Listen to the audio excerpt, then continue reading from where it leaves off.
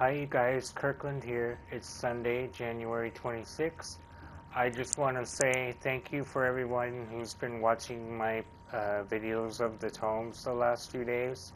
I still have some work doing descriptions, making bookmarks and things, so please bear with me over the next few days while I work on that.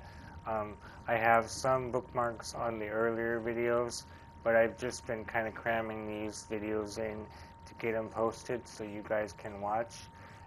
We're on the last tome that's available to us right now, Tome 21, Dominus, and I just want to say thank you to everybody who has been watching. And if you're new to this channel and you're just now seeing me for the first time, don't be afraid to subscribe, like, and sign up for notifications so you don't miss out on any new content that I put out there. If you have friends or family who play this game, make sure that you recommend me to them too, because I often share codes for charms and BP that have been given to us throughout the devs' social media pages, Dead by Daylight. So that's how I get most of my information. And then I've been playing for so long that I just kind of know the pattern of when certain things will probably come out. And for the most part, I've been pretty accurate. Sometimes I do make mistakes, but I'm always happy to share what I do know and strategies and things. So without further ado, let's go ahead and get Tome 21 started.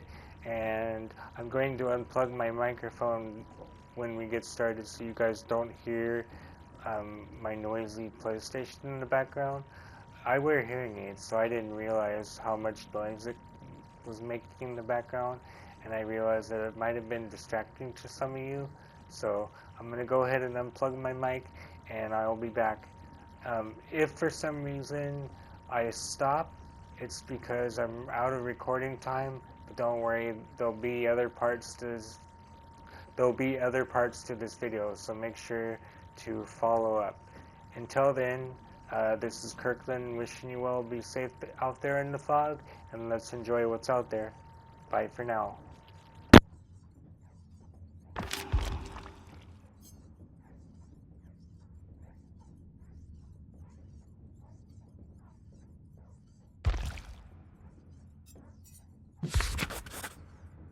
Memory 5164.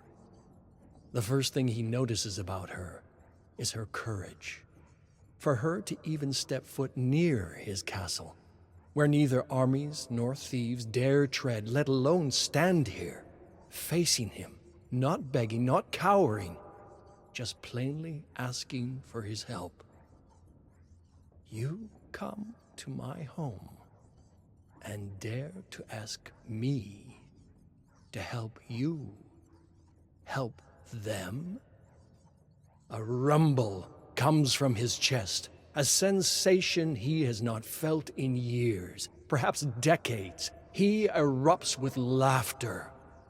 Her face falls, not in deference, but with steely resolve. This sickness can be cured. I'm sure of it. Dracula walks down the stairs, looks at her more closely. The resemblance stops him in his tracks. She looks just like Elizabetha. He pauses for a moment. Could it be? Or has her face faded from his memory over the centuries?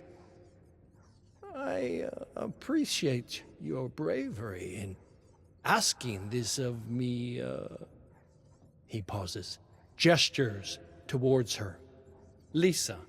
My name is Lisa. Memory 5181. Dracula wakes as the sun falls over the west. He presses open the door of his coffin and is surprised to see Lisa sitting in his reading chair. You are back early. She stands, walks to him, embraces him. He feels the warmth of her body immediately, radiating through him. It reminds him of how the sun felt on his skin all those years ago. I stayed here today. Dracula smirks. No lives to save today, then? He feels her face form into a smile on his shoulder. Well, I felt rather ill this morning. He frowns, holds her shoulders, looks closely at her face. Have you caught the sickness from them? What can I do? She smiles again, looks at the floor. No, not that kind of ill. I don't understand. I felt ill. In the morning. His eyes widen. You don't mean... She places a hand on her belly. Memory, 5,260. When he comes across her body, he takes it in his hands. It is light, lighter than before. Gone is the warmth that once radiated from her like a roaring fire, killed by the ignorance of men, those she had dedicated her life to saving. Perhaps if her heart had been a little smaller, her intentions less grand, she could have been spared. But she pledged herself to fight that disease, and her brilliance led to such success that those fools could only see it as black magic. He holds her broken body in his hands, remembers her words. Do not hate them. But in this moment, he hates them. He hates them for their small minds, hates them for doing this to her. More, he hates them because they forced his hand to go back on his word. He whispers into her lifeless ear, I am sorry, my beloved. I am sorry for the suffering they have brought upon themselves. Memory, 5,279. You cannot do this. His son stands in front of him, in confident defiance of his father. Dracula looks at him. He sees nothing of himself in his son. He sees only Lisa. Dracula turns his head away. I will not let this transgression go unpunished. Please, Father, I am begging you. I saw her. She told me not to save her. Her dying wish was for us to leave them alone. She would never approve of this path. Please, honor her memory. I shall honor her memory by bathing in the blood of those who took her away from us. I grow so weary of their machinations, their craven tactics. To kill her during the day, when they know I could not retaliate, they will suffer as I did. Then I have no choice. Adrian draws his blade, faces his father. I take no pleasure in this, Father. I do this for her.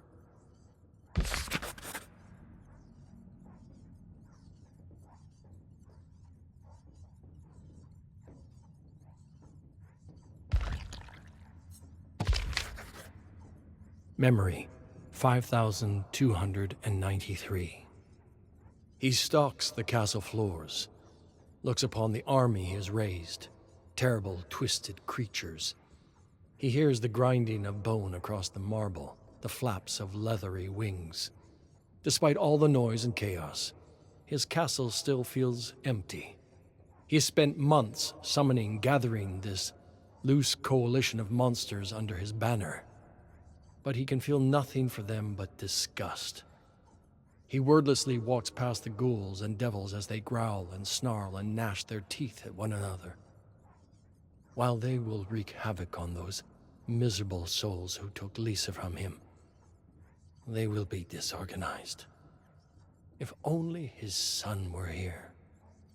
Death sees the look on Dracula's face and speaks up. He will see reason, Lord Dracula, but he must hear it from you. And how do you suppose I should go about finding him? Well, interesting that, Lord Dracula. Word is that he haunts the very halls of this castle, hiding from the people of Wallachia, from his own true form. He is your heir. He will see reason.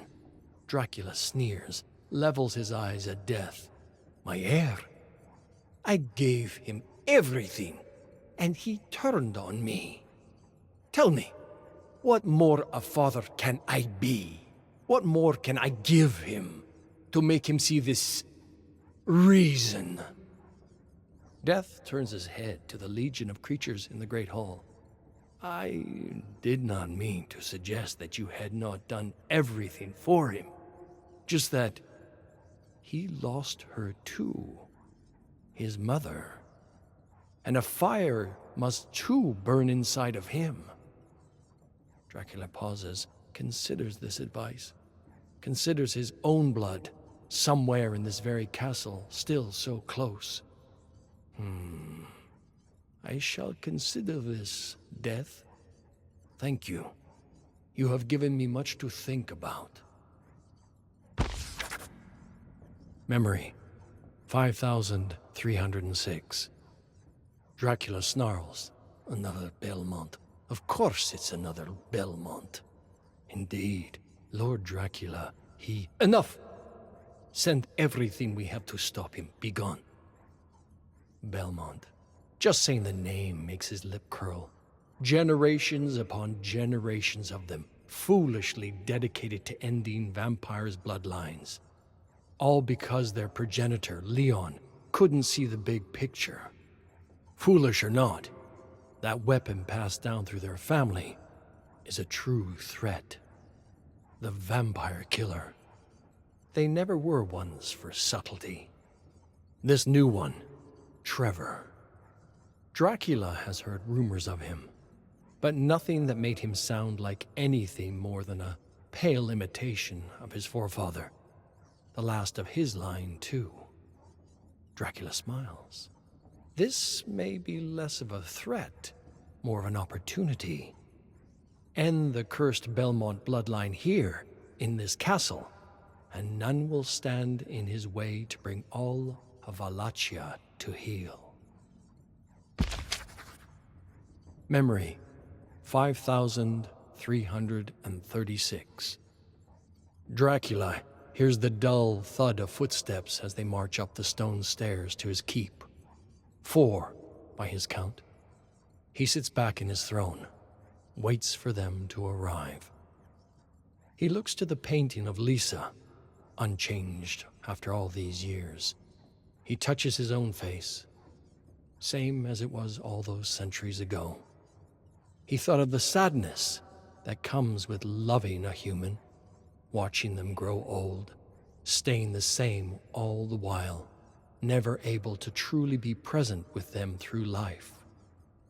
When they took her from him, he wasn't even granted sorrow. All he had was rage. The door creaks, opens slowly. I thought you would never get here. I suppose my army wasn't all that I hoped it would be. Trevor stomps into the room, ready for battle. Enough, vampire. Your reign of terror ends tonight. Oh, is that all right, little man? You think you will defeat me?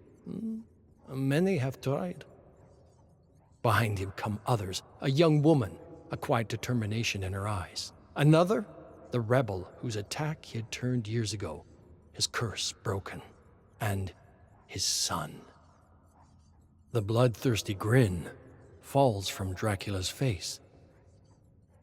My Adrian. So, we will do this little dance one more time then.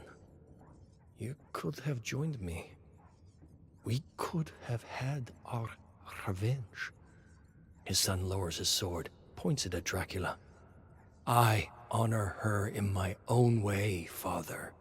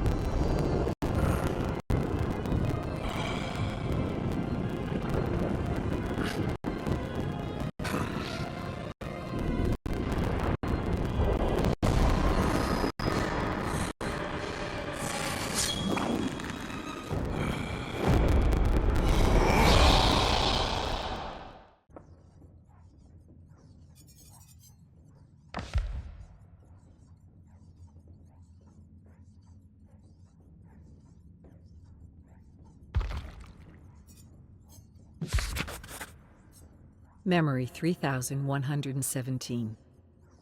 How they found him was a mystery, but Trevor knew what they wanted.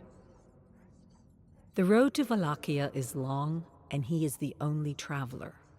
People in this part of the world know the roads are not safe at night. He was prepared to cast out his unwanted visitors, just as his ancestors were cast out by the people they had saved so long ago. But he knows this is the call he has been waiting for. After all these years, his time has finally come. He scans the desolate landscape and thinks about those who came before him. He thinks about his ancestor, Leon, the first of his lineage of vampire hunters. Did he travel this same road? Did he feel this same burden of duty, the weight of the world bearing down on his shoulders? Perhaps he is watching me now.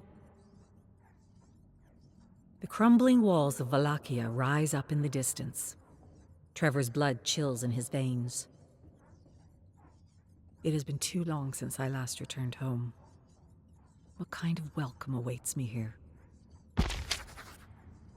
Memory 3101. The city gates are closed for the night. The boys guarding the wall eager to use their crossbows on anyone or anything that dares approach. I'll wait until morning. Let them see my approach in the light of day. He sets up a fireless camp in the neighboring forest and listens to the screeching of bats as they fly between the treetops. The sound is surprisingly soothing, and his eyes flutter shut in mere minutes. A gust of wind disturbs the peace of sleep, and Trevor awakes to see someone atop him. One hand planted on the ground, another on his person, a sneering face close to his. A bandit? A murderer? Trevor rises in a flash, thrusting the menace to the ground. Even beneath the red moon, he can scarcely discern any features from the bandit. The bandit cowers on the ground at first, then lunges forward, blade glistening in the light of the moon. Trevor raises his dagger and rushes to meet his opponent. The bandit matches his every move, blades flashing in the night. This man is no ordinary bandit. He's agile, disciplined. The fight comes to a halt when Trevor feels cold steel at his throat. The bandit grunts, pinned against an oak tree. Trevor's dagger digging into the bandit's neck. An impasse. Trevor keeps the bandit at arm's length. Now you listen to me. You'll get no money from me, for I have none. But what I do have is an opportunity. You fight well, and I need fighters to help me take on the evil plaguing the land. I promise you will be rewarded for your efforts. The bandit snarls, lunges, knocks Trevor to the ground. The sounds of angry bats fills his ears. Trevor recovers himself, his eyes regaining focus. Where did he go? Why did he run? He refuses to sleep the rest of the night, waiting to watch sunlight break the horizon hours later. Memory 3043. It was barely a shove, but Trevor tightens his fist. Do not retaliate. The man is drunk. If you hurt him, you will just prove him right. The drunkard's voice is like the bray of a donkey, loud enough and harsh enough to get the attention of passers-by. I see it in your eyes. You wish to kill me, Belmont. Go ahead and try. We all know who it is you really serve. A pair of men try to pull the drunkard away, but he refuses to let up. Unhand me, will you? His power is unnatural. I'm on the city watch. If I don't drive out monsters like him, then who will? The drunkard breaks free of his friends and knocks Trevor against the tavern wall. Leave now, Belmont, before I drive my knife through you. Arguments rise all around. Some align themselves with the drunkard, gathering to curse Trevor. Others come to his defense. Remember what the Belmonts have done for us all. Don't be foolish. There's evil in his blood. You insult your ancestors with your hatred. Only one person in the crowd is brave enough to get close to Trevor, to lead him away from the fray and into the tavern. The villagers are too consumed by their passions to notice him walk away. Memory 3048. The pale stranger sets a pair of frothing mugs in front of Trevor and takes a seat next to him at the bar. Trevor stares at the drink placed in front of him, watching the bubbles pop on the amber surface. The stranger gives a knowing smile. We can trade glasses if you'd like. Trevor scoffs, takes the drink. In a town filled with people who curse the name of Belmont, this man was the only one to extend him any courtesy. The drink tastes as it should, no trace of poison as he runs the first sip over his tongue. The pale stranger ignores his own drink, leans in. So you really think you can kill Dracula? The question is so blunt, Trevor nearly chokes on his drink. I am a Belmont. I don't think I can. I know I can. They talk for most of the night. The stranger speaks as if they've known each other their whole lives. Again and again, he returns to the same topic. The Dark Lord is the embodiment of pure evil. Many have tried to defeat him, and all of them have failed. I've relished the thought of taking arms against him myself, but I know how it would end. What makes you any different? Trevor studies this man sitting next to him. The people of Wallachia fear Dracula because they have so much to live for. But I'm different. The singular purpose of my life is right there. He points to the tavern window, to the dark spires looming over the city walls. Out there, at the top of that cursed place, is where my destiny lies. The stranger lets out a bitter chuckle. Trevor takes a full mug from the barkeeper. If you don't think I can fight him alone, then you're more than welcome to join me. I'll never say no to a helping hand. But the stranger is gone.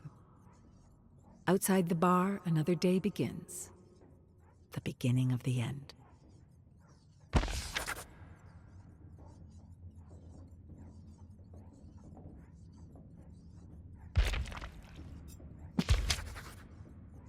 Memory 3092.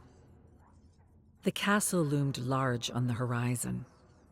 But as Trevor passed through the outer gates, the abomination was all-encompassing. A massive growth devouring the earth. A vast cemetery surrounds the castle like a great moat of death. Trevor reads the names on the tombstones as he walks by on unsteady feet. He has traveled on foot so far, and his body demands a rest. He sits before a stone monument and wraps himself in his cape. The sky churns. A storm is on its way. He knows what awaits him inside the castle. He knows he can triumph over evil. He knows he will suffer to do so. This is my destiny. I only hope my children, and their children after them, will never have to face such evil. The sky explodes in a flash of lightning. The sensation seems to awaken something deeper within the cemetery. Footsteps. Servants of Dracula prepared for battle. Perhaps he always knew I was coming. Perhaps he is waiting for me. No sense in making him wait any longer. Memory 3104. Sifa suggests they set up camp in the Great Hall. The castle has been quiet here, and if the legends are true, they will face their greatest threat soon. Trevor agrees, and he and Grant gather enough food for a filling meal. They talk by candlelight, sharing tales of their exploits, revisiting painful memories of defeat. Trevor asks what Sifa meant when she said they would face their greatest threat soon. We are far from Dracula's throne room. Sifa shakes her head, her eyes as cold as the grave. I was referring to his son, the one they call Alucard. Grant nods. I have heard of him as well. The fruit of an unholy union between human and vampire. Stronger than any man. I heard tell that he would roam the land in disguise. Not sure why. Maybe he wanted a taste of real humanity. The memory strikes Trevor at his core.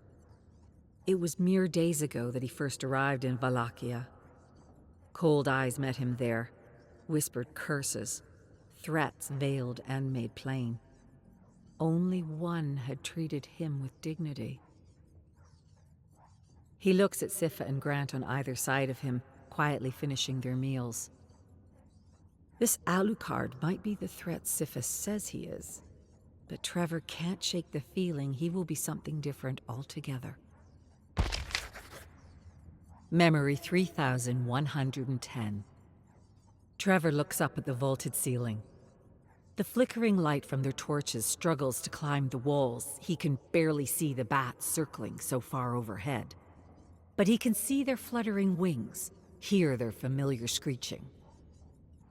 Grant waves a dismissive hand and turns over in his bedroll. They're just bats, Belmont. But Trevor knows better. He blinks at the darkness above. The fluttering of wings suddenly ceases, the screeching silenced in an instant. Someone was up there, resting on the rafters, looking down at the three of them. I know this man. The bandit in the camp. The man at the bar. He's been following me this whole time. Why? Trevor's voice slams against the walls of the Great Hall. Show yourself, Alucard. Grant and Siffa shoot to their feet at the mention of that cursed name. Siffa readies a spell. Trevor holds up a hand to stop her. The man in the rafters stays frozen to the spot. Trevor is hit with a wave of understanding. You wish your father vanquished, don't you? Your cause is the same as ours. That is why you followed me here. It's why you keep your distance rather than attack. There is no need to hide. Join us. Even in the darkness, Trevor can't mistake the glisten in Alucard's eye, the curl of his lip.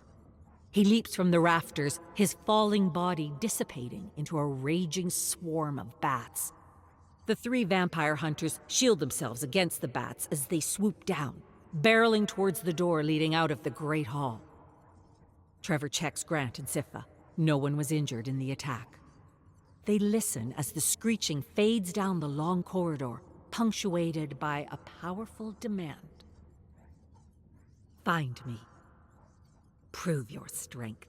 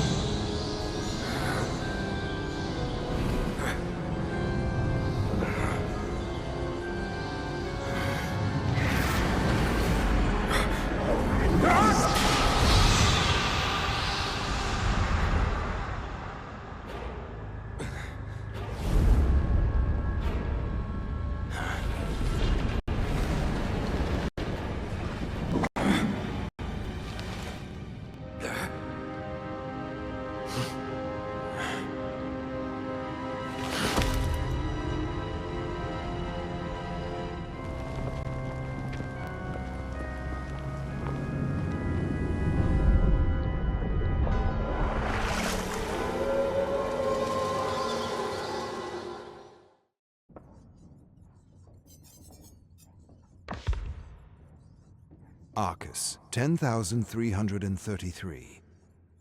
Rituals of the Black Serpent. Book by an unknown scholar. I have found several different versions of the manuscript. The Black Serpent Society passed the scrolls down from High Priest to a successor. The scrolls were said to have been destroyed by warriors devoted to the destruction of the Black Serpent clan. Yet several scrolls were hidden in the unknown spaces between worlds and compiled into a book. Arcus, 10,357. Teyal, a cavern in the void in which a giant lizard-like creature dwells. This place is said to hold a doorway to another living dimension, unlike the entity. The Magnificent Maurice, 5. Well, time flew as it always does, and the pups were growing bigger and hungrier. So we made a home out of a crumbling old abandoned shack in the woods on the outskirts of a little town named Plum Ridge. And it was a good thing too, because the pups could sneak into Plum at night and bring back all kinds of scraps from the gardens and garbage bins. Turnips and cabbage and carrots and beets and all kinds of meat. We were living the high life in Plum. And on this one particular day, Willow came back from Plum with the strangest little box, covered in all kinds of gold and silver geometric shapes. She said she had found it in one of those black automobiles. The driver had stepped out to relieve himself, leaving the door wide open, and she hopped in and out before he knew what was what. She grabbed the box, and we stared at it all night in the moonlight pouring through the collapsing roof. Then we each took turns trying to open it, and when it wouldn't open, Trouble grabbed it and tossed it outside and said it was giving him a bad feeling. A really bad feeling. But would you believe, the next morning, it was right there on the floor next to us, and the pups were accusing one another of playing pranks and trying to be funny. When they all swore they were innocent of tomfoolery, we gathered around the box and stared at the gleaming gold and silver shapes and wondered what in tarnation was going on.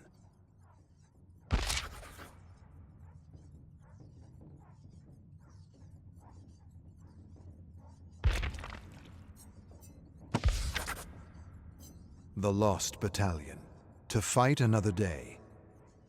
Down at the gates of a small community, a German soldier raised a hand to signal to Evan that the men were in position.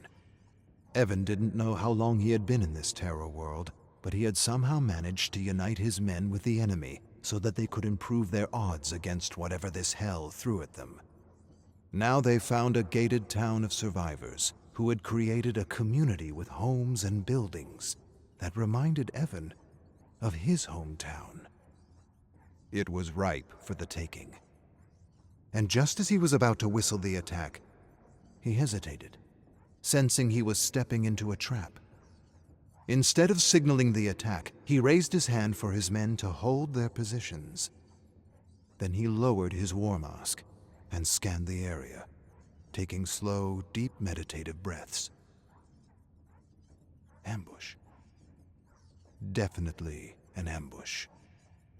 With the sudden realization that they were being watched, Evan gave another whistle that immediately told his men to retreat. One by one, they melted into the gloom and regrouped at the crumbling ruins of a medieval castle.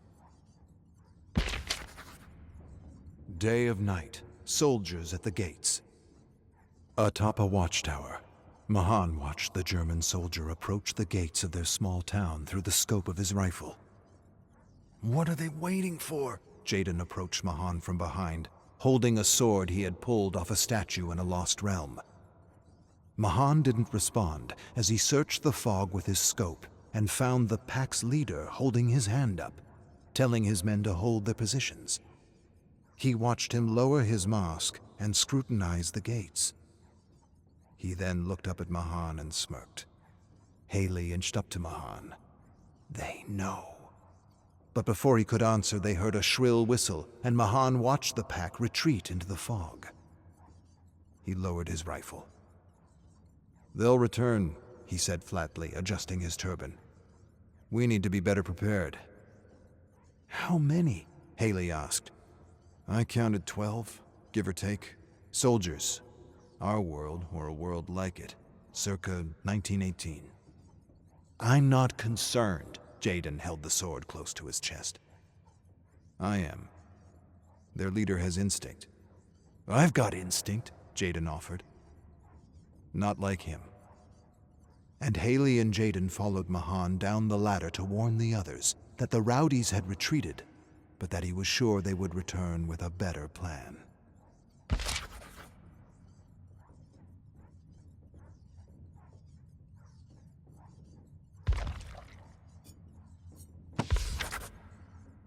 Arcus, 10,375. Vaults of Yathala, a secret tunnel complex beneath the realms leading to a community of survivors. Mentioned several times in Mary's notebooks, though I have yet to find evidence of such a complex. Arcus, 10,348. Krazik, a species of insect about the size of a horse that has black blood, like oil that can be used as fuel.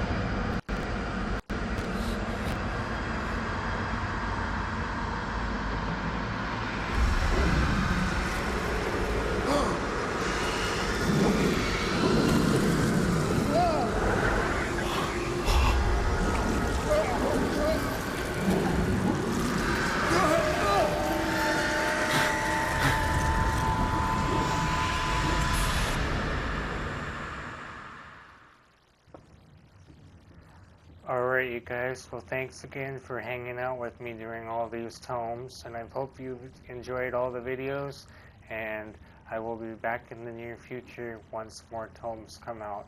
I probably won't do them right away, but when we have another handful or so of tomes, and I've completed all the story pieces and whatnot, I'll do another sequence of videos like these. But until then, I hope to see you next time in the fog. Be safe out there, everybody. This is Kirkland signing out. Bye for now.